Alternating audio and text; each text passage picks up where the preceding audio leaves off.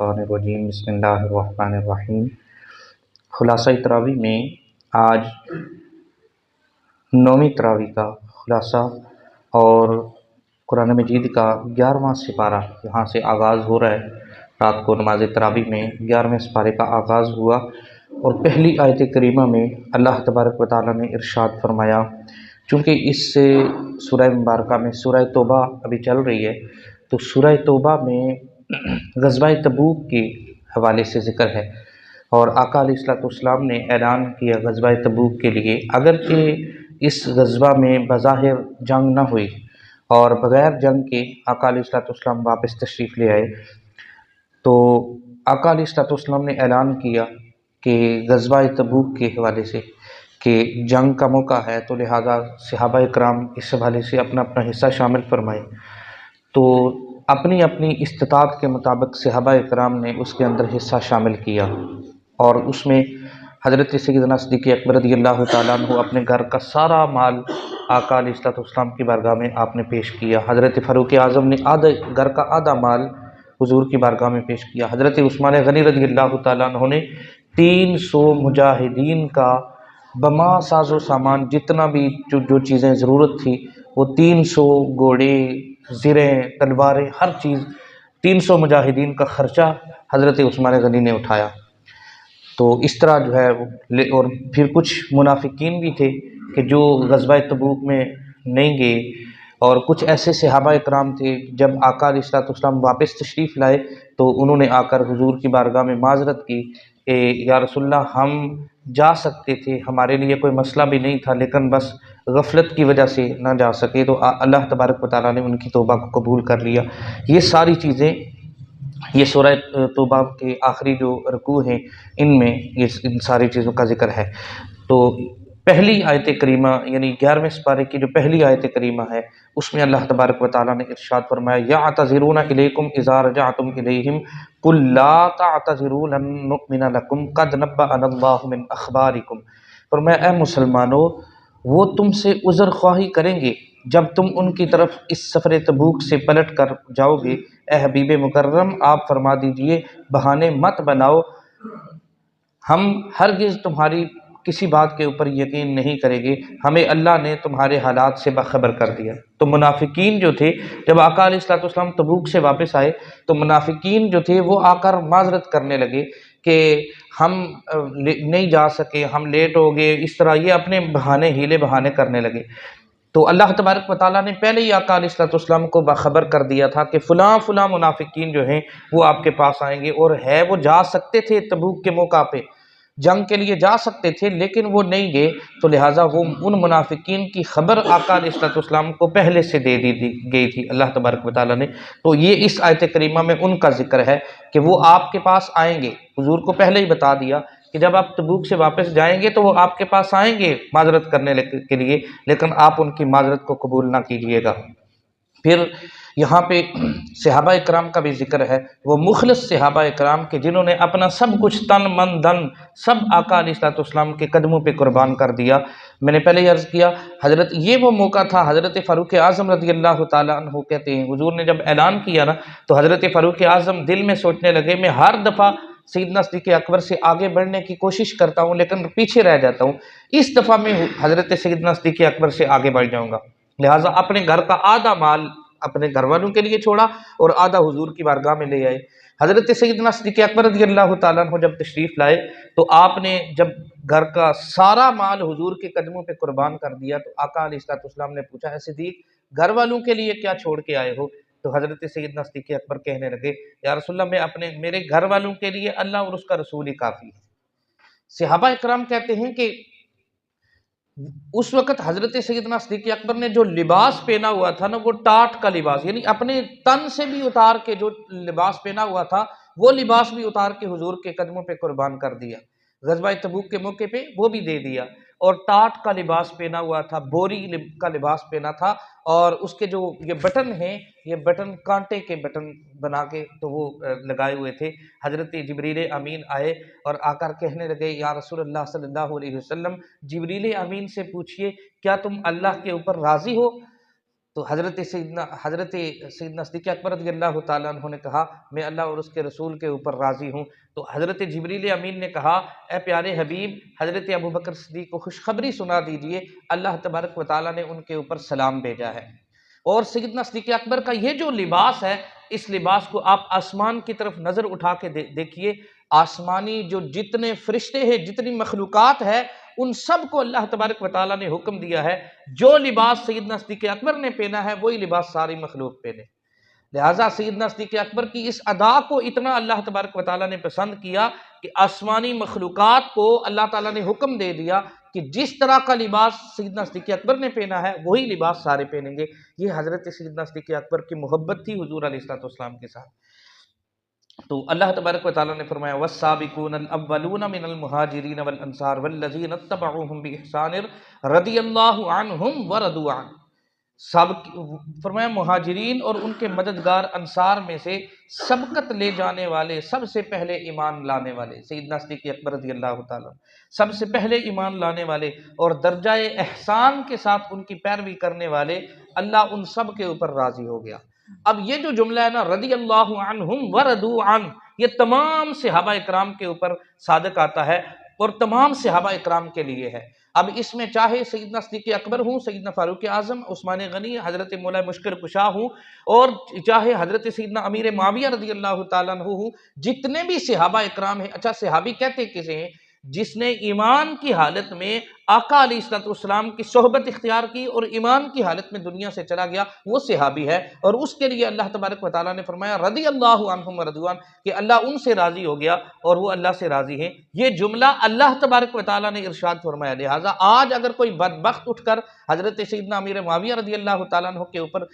زبان تان کرتا ہے اور نازیبا گفتگو کرتا ہے اور کہتا ہے کہ جناب یہ فلاں، اللہ تعالیٰ ان سے کہتا ہے اللہ ان سے راضی ہو گیا، اور ہم اٹھ کے نعوذ باللہ ان کے اندر جو ہے وہ اس طرح کی باتیں کرتے ہیں۔ تو لہٰذا اگر کوئی کسی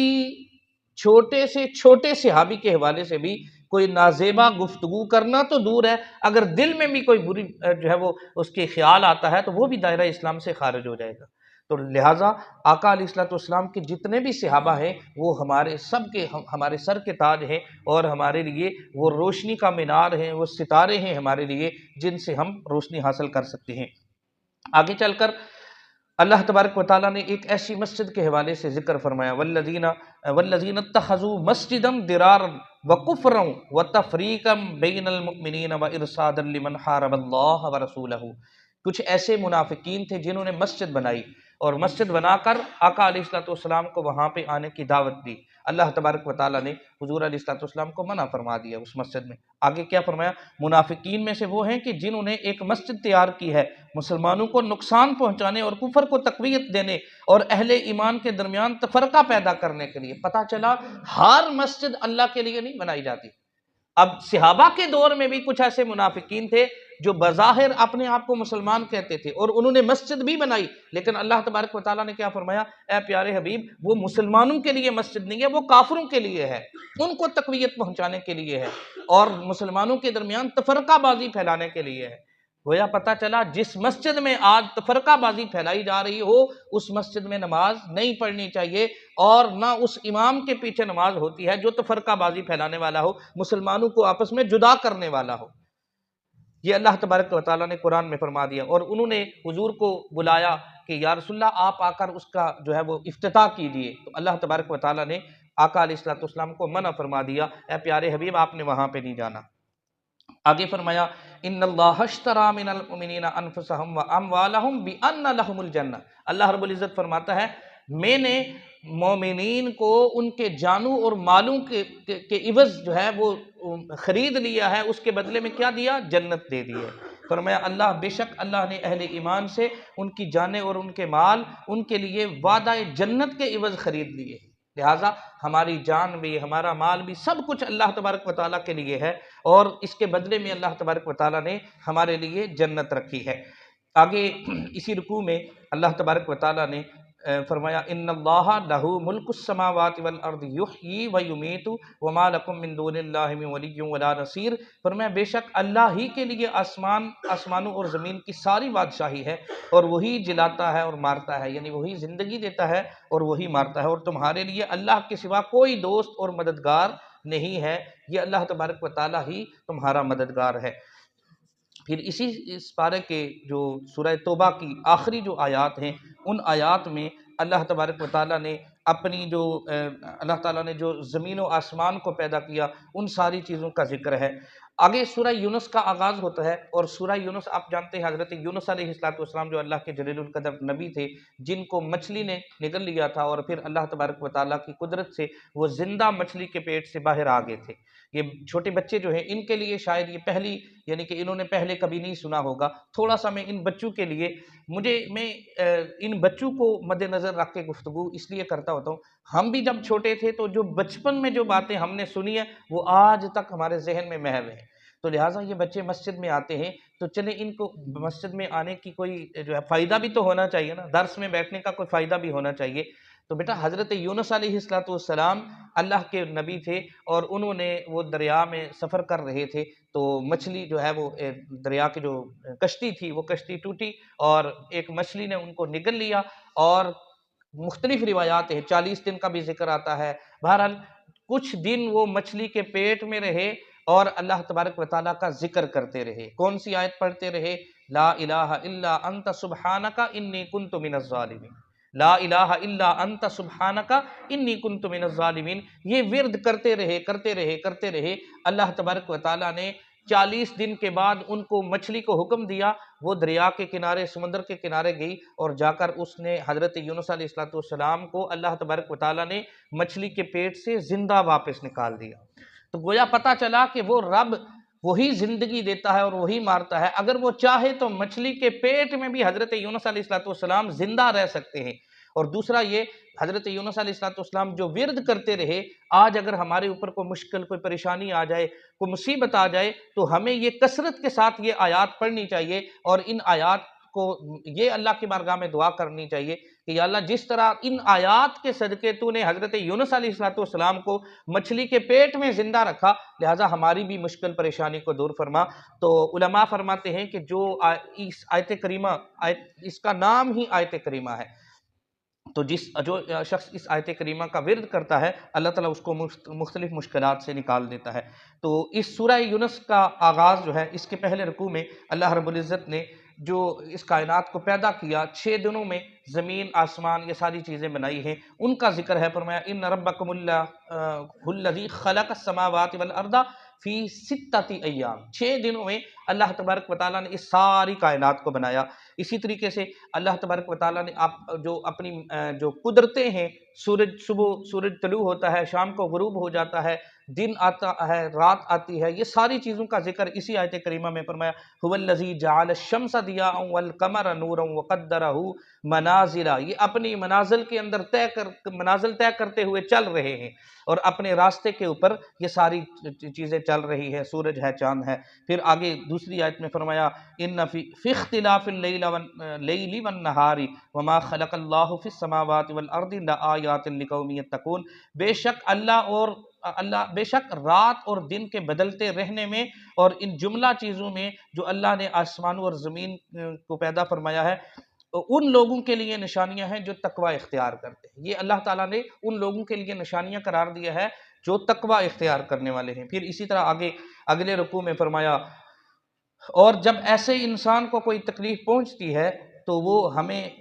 اپنے پہلو پر لیٹے یا بیٹھے یا کھڑے یا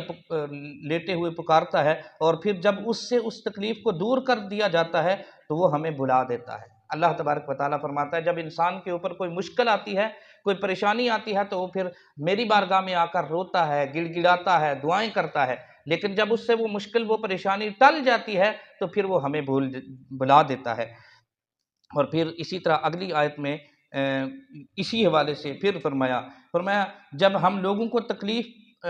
دیتے ہیں، تکلیف پہنچتی ہے، تکلیف پہنچنے کے بعد اپنی رحمت سے لذت آشنا کرتے ہیں، تو فوراً ہمارے احسان کو بھول کر ہماری نشانیوں میں ان کا مکر و فریب شروع ہو جاتا ہے، یعنی کہ وہ ہمیں بھول جاتا ہے جب اس کو کوئی